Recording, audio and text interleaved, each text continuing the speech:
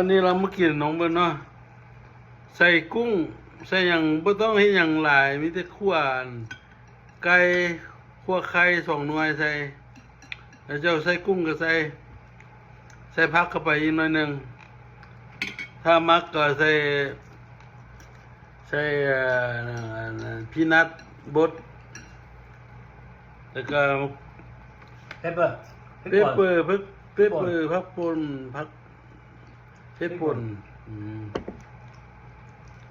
แค่นั้นแหละโอ้ยชิมกันนะแซ่บพี่น้อง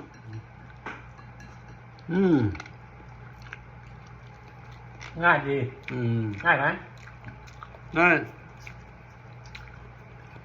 ใครมักก็ใส่ไม่พุ่งงอกเนาะไม่พุ่งงอกภาษาซิว่าภาษาบินสปาวดิสพาว บินสปาว ดิสพาว